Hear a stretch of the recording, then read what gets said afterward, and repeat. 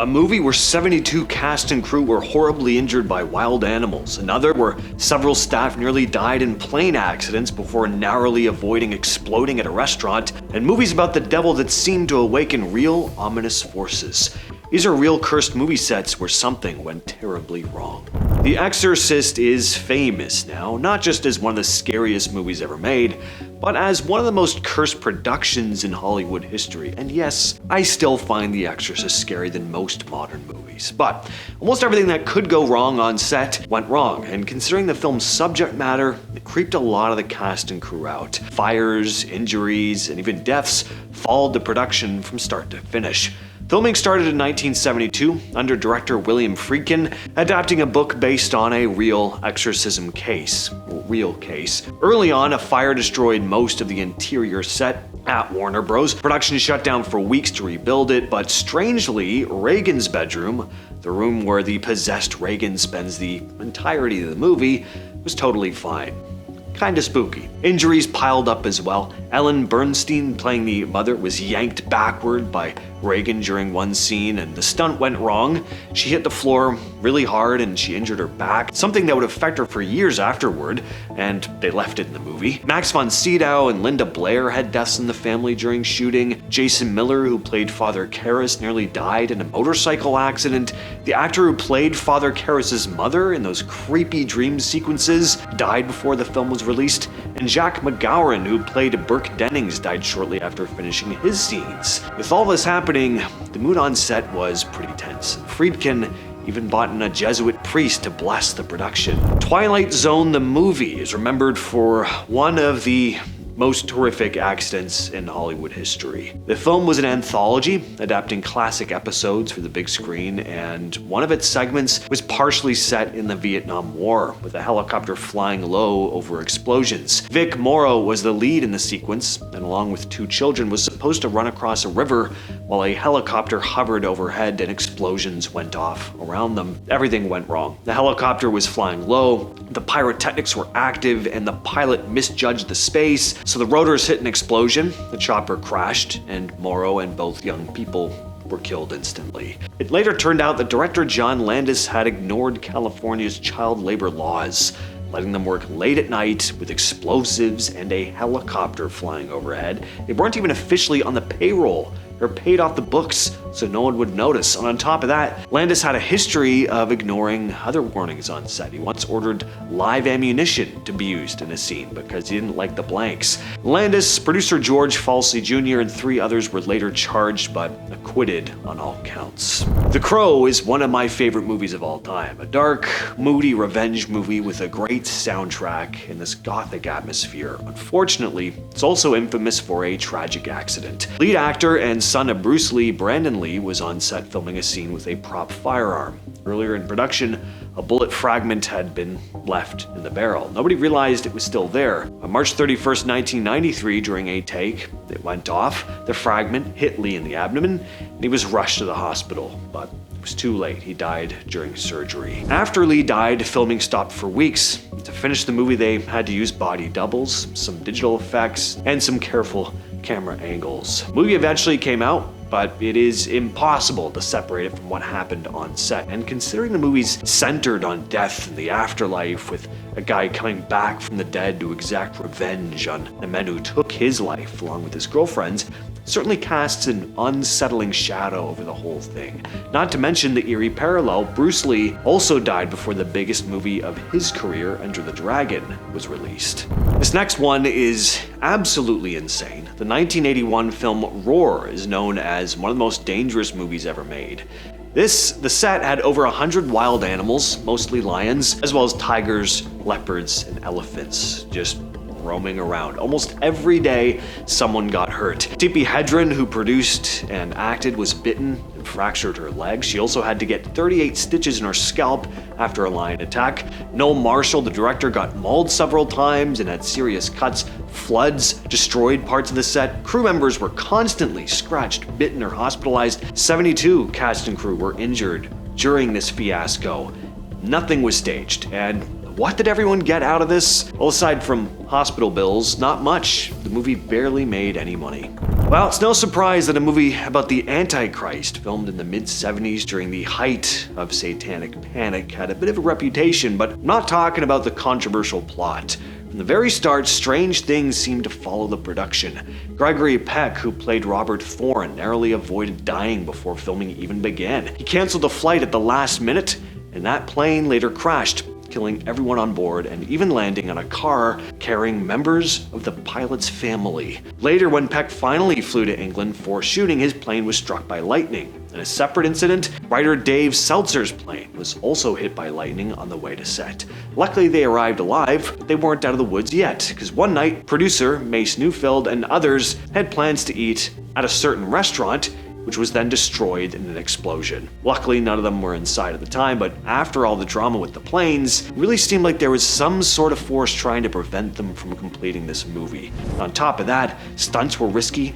Peck's stuntman was attacked by trained Rottweilers that suddenly went berserk, ignoring the trainer's commands. He survived, but he did have some pretty serious injuries. Even crew members outside of stunts were affected. The special effects artist who built the infamous decapitation scene got into a car crash that took the life of his girlfriend, and she lost her head. Of course, we gotta talk about Poltergeist. For a certain generation of kids, this was the first horror movie a lot of them saw. It was spooky, but mostly family friendly. It was written by Steven Spielberg, after all. But it has a pretty dark reputation that mostly comes from everything surrounding it, and the sequels were dragged in as well. Filming Poltergeist was already tense, even before anything tragic happened. The movie was shot in 1981 in Los Angeles, and the crew was dealing with all the usual pressures of a production. Long nights, practical effects, a lot of heavy set work. One of the most famous sequences was the swimming pool scene, where skeletons were floating in the water. To save money, the production used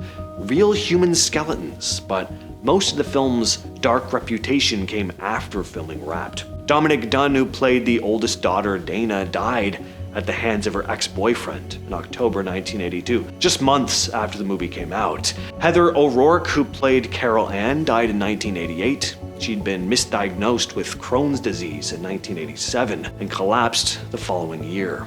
During an emergency operation, she suffered cardiac arrest and didn't survive. Other cast members also passed away in the years following production. Julian Beck, who played Kane in Poltergeist 2, died of stomach cancer shortly after filming, and Will Sampson died around the same time.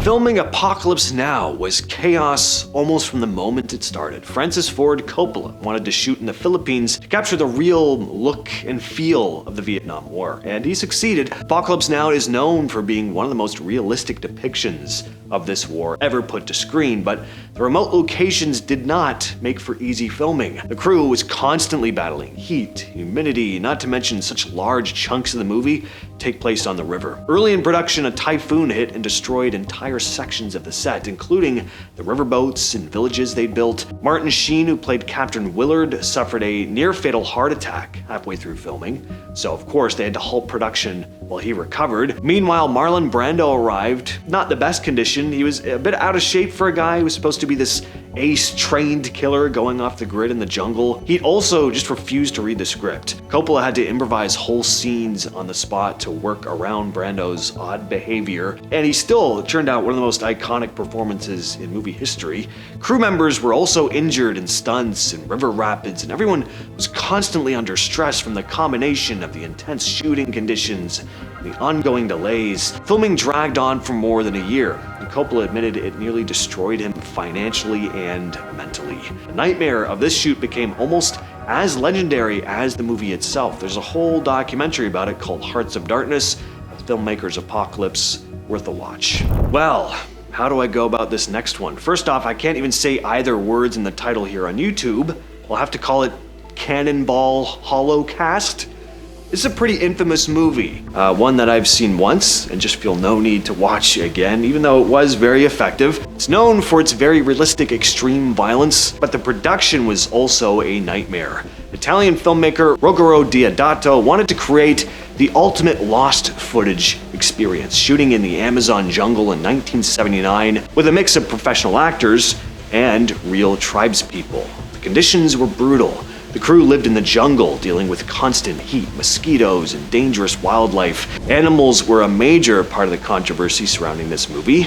Scenes used real animals, and some of them were unalived on camera. There's a famous scene with a turtle. I will just say, yikes. Cast and crew also had to trek long distances with heavy equipment through swamps and rivers, risking cuts, infections, and tropical illnesses every day. And with how realistic and grim everything turned out looking, the Italian authorities thought the actors had actually died on camera.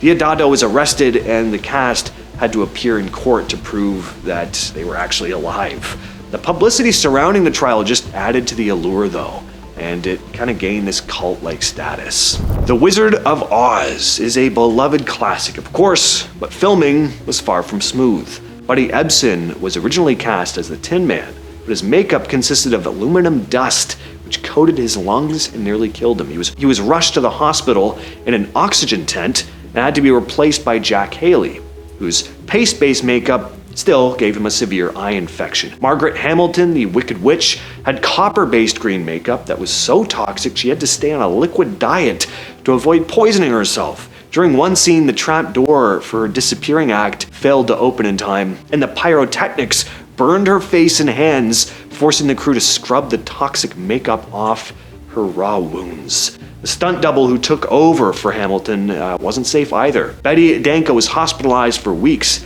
after the smoking broomstick she rode exploded. Ray Bolger, the Scarecrow, spent hours in a burlap mask that left permanent indentations and scars on his face. Bert Lahr, the Cowardly Lion, wore a 90-pound real fur costume under blazing Technicolor lights. Crew members suffered heat exhaustion, fainted. Some even reported eye damage from those lights. And Judy Garland, who played Dorothy, was really young at the time. And was she treated well on set? Absolutely not. She was forced onto a starvation diet, chicken soup, coffee, and up to 80 cigarettes a day, plus given amphetamines to stay awake during the long shooting hours. She was even slapped on set for giggling. And this is just the tip of the iceberg. The Wizard of Oz would have never been completed under these types of conditions today. It would have just been an absolute PR nightmare. All that said though, I've been your host James, and I will catch you, yes you specifically, in the next video.